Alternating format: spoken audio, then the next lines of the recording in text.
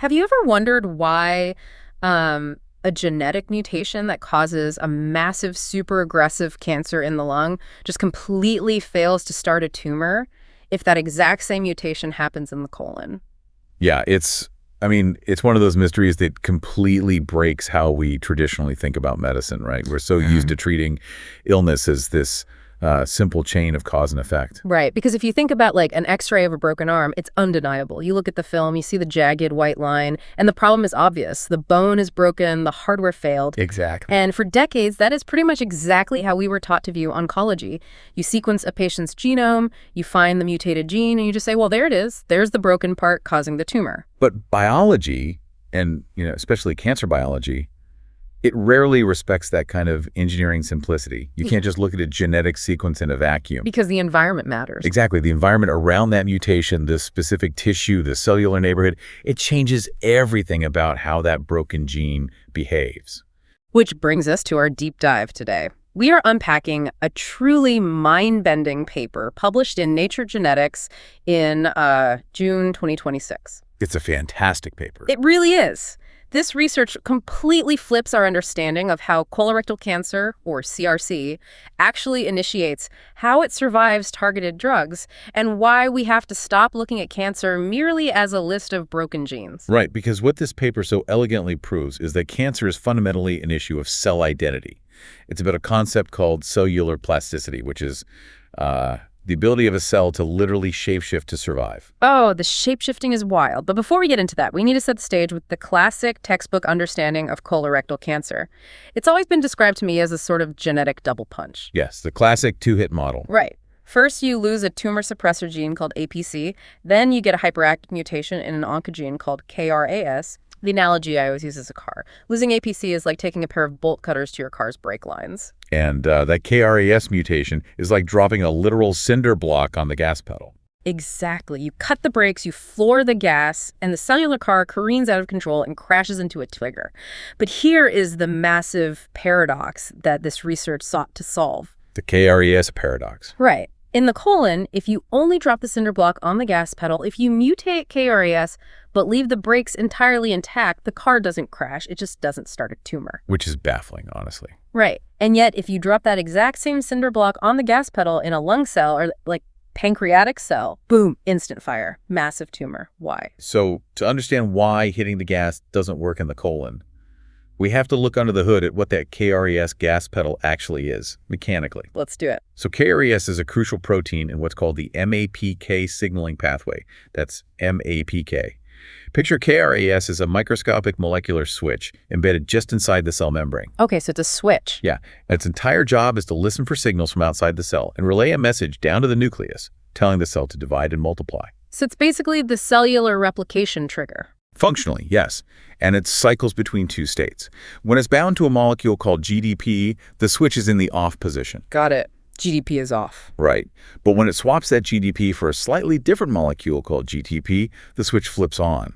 It triggers this huge cascade of signals down the MPK pathway, basically firing up the cellular assembly line. And normally it flips on, does its job, and then turns back off, right? Exactly. It quickly hydrolyzes or breaks down that GTP molecule to turn itself back off. But the mutation breaks that exact mechanism. Let me guess, it shatters the off switch. It completely shatters it. The mutant protein loses the ability to break down the GTP molecule. The switch gets jammed permanently in the on position. Oh, wow. So the assembly line is just running 247. Yes. And there are different versions of this mutation.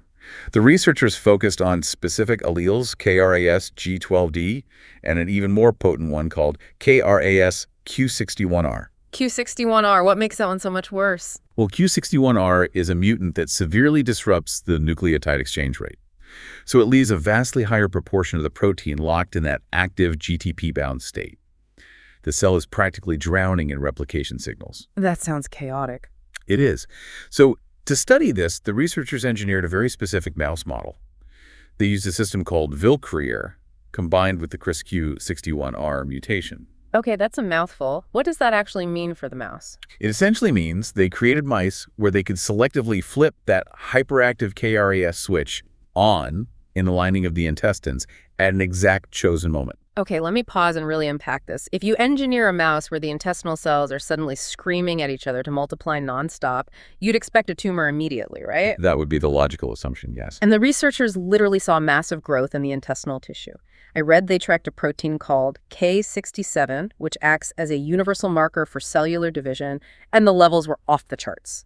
The gas pedal is completely floored. So why on earth didn't these mice get tumors right away? Because of the unique architecture of the intestine. The lining of your gut isn't just flat. It's made up of millions of tiny, microscopic valleys called crypts. Like little pits in the tissue. Exactly. And at the very bottom of these crypts live the intestinal stem cells. These are the architects of the gut. As they divide, they push new cells upward out of the valley to do the actual work of digesting food. And then those cells just, die off eventually? Yeah, they slow off and die a few days later. It's a continuous moving conveyor belt. So the stem cells at the bottom are the only permanent residents. Okay, so what happens when KRAS hits the gas on that conveyor belt? What the researchers discovered is the ultimate biological irony. When that KRAS mutation jams the switch on, it drives the conveyor belt into absolute overdrive. A transit amplifying state. Yes, a hyperproliferative transit amplifying state. But this hyperactive environment is so intense, so chaotic, that it actively antagonizes and depletes those stem cells at the bottom of the crypt. Wait, really? It kills its own stem cells? No, it does. The researchers used incredibly sensitive in situ hybridization techniques to look for a specific stem cell marker called LGR5+N, and they found 0 LGR5+ cells at the crypt bases. They had completely vanished. Wow. Okay, I'm picturing a factory. The intestinal crypt is the factory building. The KRAS mutation is this maniacal new floor manager who comes in and speeds up the assembly line to, 1,000 miles an hour. I love this analogy. Keep going. So the line workers, the transit amplifying cells, are churning out product faster than ever.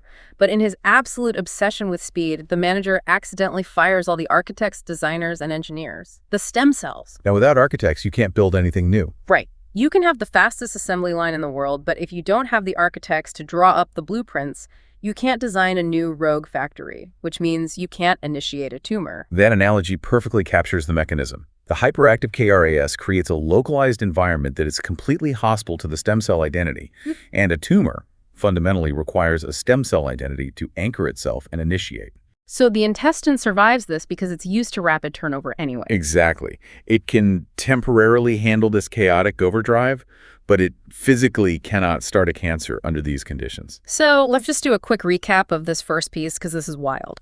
KRAS mutations cause massive cell division, but they actively deplete the very stem cells necessary to initiate a tumor. That's the KRAS paradox in a nutshell. So for you listening, think about that for a second. Have you ever considered that a powerful, aggressive, cancer-causing mutation could temporarily prevent a tumor simply by being too aggressive and accidentally wiping out its own stem cells? It's completely counterintuitive. It forces us to ask the next logical question. If flooring the gas pedal fires the architects, where do the blueprints for a colon tumor actually come from? The other half of the double punch, the cut break lines. Exactly. This brings us to the WNT signaling pathway, spelled WNT. In almost all colorectal cancers, the true initiating event, the thing that provides the blueprints, is a mutation that hyperactivates WNT. And usually this happens when the cell loses that APC tumor suppressor gene we mentioned earlier, right? Yes, APC loss, or sometimes mutations in a gene called CTNNB1, which encodes a protein called beta-catenin. Okay, so what does APC normally do when it's functioning properly? I like to think of APC as the foreman of a cellular garbage disposal complex. Its primary job is to constantly hunt down that messenger protein, beta-catenin, bind to it, and tag it to be shredded and recycled by the cell. It keeps the levels of that messenger very, very low. Right. But if the APC gene is lost or mutated, the foreman goes missing. The garbage disposal breaks down. And that messenger protein, beta-catenin, suddenly just accumulates unchecked. It floods the cell, yeah. And eventually it spills into the nucleus, the vault where all the DNA is kept. Once inside the nucleus, it binds to a specific family of transcription factors called TCF-LEF. TCF-LEF. And you can think of these as molecular keys that unlock specific sets of genes, right?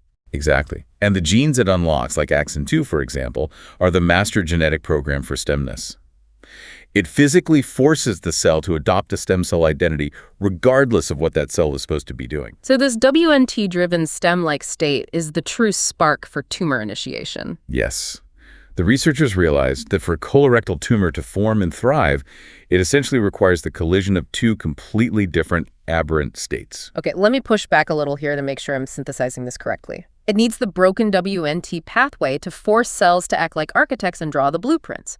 And it needs the mutant KRAS pathway to act as the hyperactive assembly line to build the tumor at terrifying speeds. You've got it. But wait, if KRAS naturally kills off stem cells, how do these two states coexist in a tumor without destroying each other? Are tumors just a mix of two different warring tribes of cells? That was the million-dollar question. For a long time, the assumption was that a tumor was just a chaotic mixing pot.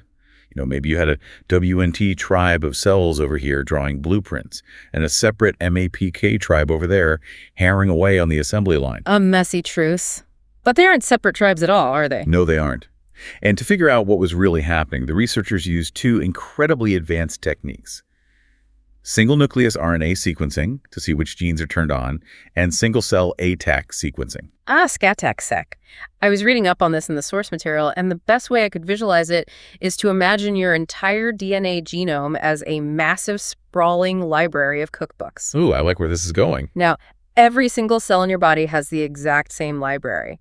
But in any given cell, most of those cookbooks are locked away inside heavy steel safes. That's closed chromatin. The cell can't read them. Right, epigenetic silencing. Exactly. So ATAC sequencing acts like a master map that tells us exactly which safes are popped open in a single cell, meaning we know exactly which recipes that cell is actively cooking from. That is a phenomenal way to picture epigenetic chromatin accessibility. And when they mapped the open safes in these tumor cells, they found something astonishing. The cells that were acting like WNT architects had very specific safes open motifs for TCF, LA, and SOX factors. The stem cell identity safes. Right. And the cells acting like the MAPK assembly line had completely different safes open specifically AP1 motifs, which are associated with rapid growth. But the massive revelation was that the cells inside the tumor are not locked into these identities. They're shapeshifters. Yes. The core concept here is cellular plasticity. Depending on the environmental pressures, lack of oxygen, immune system attacks, or just the physical crowding of the tumor, an individual cancer cell can rapidly alter its physical DNA packaging. It just changes which safes are open. Exactly. It can slam the rapid growth AP1 safes shut, physically open the WNT stem cell safes, and slide seamlessly from being an assembly line worker to an architect. And then it can slide back whenever it needs to. It's a biological seesaw. They are literally rearranging the physical accessibility of their genome to become whatever the tumor needs them to be in that exact fraction of a second. It's incredibly dynamic and honestly terrifyingly efficient. Okay, we are about halfway through our deep dive, so let's just hit a quick 5-minute milestone recap to make sure we're all on the same page. Good idea. Let's distill it. All right, rapid fire bullet points. First, KRAS hits the gas but actually kills the stem cells. Second, WNT mutations like APC loss provide the stem cell identity needed to spark the tumor. And third, tumors survive by constantly shape-shifting between these two epigenetic states. That is the perfect summary of the biology. So, to the listener, consider your own adaptability for a second. How does this cellular shape-shifting compare to, say, a business pivoting its entire strategy overnight just to survive a market crash? Because that overnight pivot is exactly why colorectal cancer is so notoriously difficult to treat in the clinic, which transitions us perfectly from the theoretical biology into the real-world medical battlefield. Right. Here's where it gets really interesting, because everything we've talked about so far happens inside the tumor's natural environment.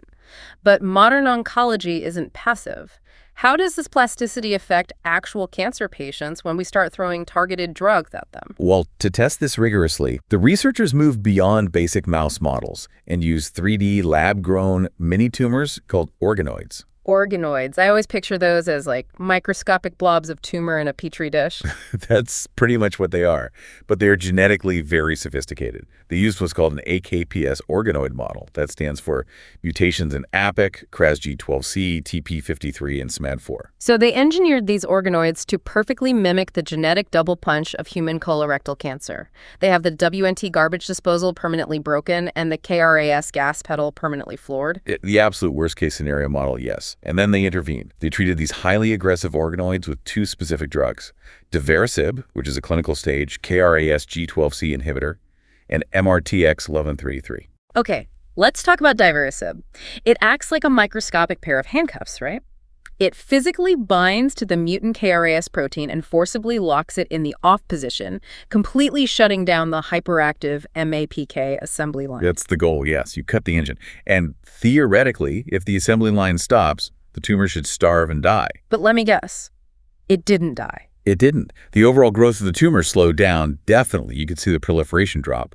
But the cancer cells themselves didn't die. Because of the plasticity, shape-shifting. Exactly. Because of that chromatin shape-shifting, the cells immediately sensed that their MAPK assembly line was being chemically choked off by the divarasib. So they pivoted. What did they do? Did they just force the WNT pathway open? Yes. They physically slammed the rapid growth AP1 DNA safes closed, abandoned the assembly line entirely, and shifted all of their epigenetic energy into the WNT-driven stem cell state. They abandoned the factory floor and just hid in the blueprint room. That is exactly what they did. They became what oncologists call persister cells. By retreating into this stem-like blueprint state, they essentially stopped dividing rapidly. And here's the insidious part about that, right? Most traditional chemotherapies, and even many targeted drugs, they only hunt cells that are actively dividing. Right. So by freezing in this dormant stem-like state, the cells become essentially invisible to the drug. They just hunker down, survive the toxic environment, and wait. They wait until they can acquire a new mutation to bypass the drug entirely. They literally change their physical identity to evade the poison. It completely explains a phenomenon we see all the time in the clinic. You have patients who get these cutting-edge targeted drugs. They have this seemingly miraculous response for a few months where the tumor shrinks. And then suddenly the cancer roars back, entirely resistant to the drug. Exactly. The target didn't just genetically mutate. The target shape-shifted into a different epigenetic disguise. Wow. So the researchers were faced with a seriously daunting problem. If you hit the tumor from the left side, it just slides its weight to the right side of the seesaw and survives. How do you beat a system that adapts in real time? You have to trap it. You have to hit both sides of the seesaw at the exact same time. A dual strike. So what was the ultimate solution? Well, the researchers used a fascinating genetic tool in their organoids. They used a doxycycline-inducible system. Doxycycline is just a common antibiotic, but here it was used as a trigger to artificially force the cells to turn a healthy, functional APC gene back on. Oh, they repaired the cellular garbage disposal. Exactly. By turning the APC garbage disposal back on, the cells suddenly destroyed the accumulated beta-catenin, and that completely locked down the WNT blueprint room. But they didn't stop there, did they? No. Because if you just lock the blueprint room, they slide back to the assembly line. So while they locked the blueprint room with doxycycline, they simultaneously administered the targeted KRAS inhibitor to handcuff the KRAS protein and shut down the assembly line. They hit both the TCF, LEF state and the AP1 state at the same time. What happened? The results were incredibly stark. When they looked at the DNA mapping after this dual intervention, both sets of safes, the rapid growth ones and the stem cell ones, were force closed. The cells tried to pivot, but there was nowhere left to hide. Right. The marker for cellular proliferation, that Ki-67 protein, completely vanished. The tumor cells couldn't adapt, they couldn't shapeshift, and their viability absolutely crashed. The tumor was dismantled. Let's really absorb what that actually means for a moment. They spend billions of dollars developing incredibly precise molecular poisons to target specific genetic mutations. But this research proves that in colorectal cancer, just hitting the mutated pathway isn't enough. It's not enough at all, because inhibiting the MAPK growth pathway just pushes the tumor to hide in its WNT stem cell state. Only by utilizing dual-targeted therapy, simultaneously attacking the assembly line and the architects, can we actually corner the disease. And if we zoom out to the broader landscape of oncology, this concept of epigenetic plasticity finally solves one of the most frustrating, real-world medical mysteries of the last decade. Which brings us all the way back to the very first question we asked at the start of the deep dive, the lung cancer comparison. Exactly. Oncologists have known for years that targeted KRAS inhibitors work significantly better, and for much longer periods, in patients with non-small cell lung cancer than they do in patients with colorectal cancer. Same broken gene, same targeted drug, but a completely different clinical outcome. Right. And for the longest time, we just didn't understand why the colon tumors were escaping so easily while the lung tumors were dying. But now we do. It's the neighborhood. Precisely. Lung tissue does not naturally rely on that WNT blueprint dynamic to maintain itself. It doesn't have that built-in biological seesaw. So when a lung tumor gets hit with a KRAS inhibitor, it can't just slide its DNA packaging over into a stem cell state to hide. Yeah. It doesn't have the keys to that particular safe. Exactly. But a colorectal tumor is born in the intestinal crypt. It evolves in an environment uniquely defined by rapid cellular turnover and a heavy reliance on WNT signaling. The tumor simply hijacks the normal, everyday biology of the gut to create its shape-shifting escape hatch. This just completely blows my mind because it shifts the entire philosophical paradigm of how we fight this disease. Traditionally, like we said, we have viewed cancer purely as a disease of broken hardware, just genetic mutations. You find the broken gene, you build poison for it. But this paper proves that colorectal cancer is equally a disease of malicious software. It's the epigenetic plasticity, the real-time reprogramming of the DNA packaging that makes it so lethal. Which means the future of oncology cannot just be about inventing stronger poisons to kill dividing cells. Right. If the tumor's ultimate superpower is its ability to shapeshift, our therapies have to target the plasticity itself. Yes, we need therapies that lock the chromatin seesaw in place. We need to build a biological freeze ray. Instead of just hunting down the cells, we freeze them in one state, strip away their ability to pivot into the blueprint room, and then, once they are trapped, we administer the targeted poison to finish the job. That is exactly the frontier this research opens up. By mapping out this dynamic, rapid-fire transition between the WNT and MAPK states, we finally have the map to corner these tumors. It is a massive, crucial step toward achieving durable, long-lasting cures for patients who previously had very few options. Well, we have covered a massive amount of incredibly dense biology today, from the molecular switches of the cell membrane to the lost architects of the intestinal crypt to the physical safes locking away our DNA, and finally to the clinical reality of outsmarting a shape-shifting tumor. It's been a journey, that's for sure. I want to leave you, our listener, with one final provocative thought. We opened this discussion by comparing cancer to a broken bone, this expectation of mechanical precision in medicine. But cancer is not a broken machine. It is an actively adapting, living entity that rewrites its own survival manual in real time. It is the ultimate survivalist. So think about the future of medicine. If you were a researcher tasked with designing the next generation of cancer therapies, would you spend your time trying to build a faster, stronger poison to hunt down an ever-changing target? Or would you focus your genius on building that biological freeze ray to stop the target from changing shape in the first place? Let that mull over until next time. Thanks for joining us on this deep dive.